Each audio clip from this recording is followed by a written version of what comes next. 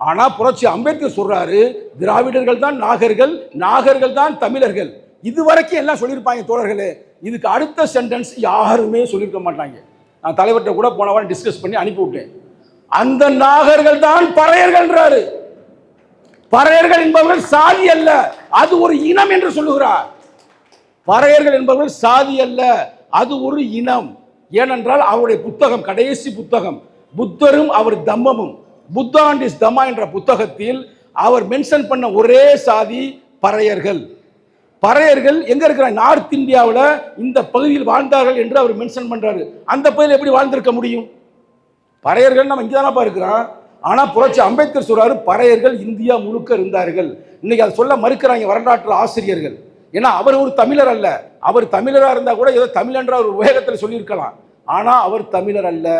அவர் சொல்லுகிறார், இந்தியாவின் பூர்வ குடிகள் பறையர்கள்.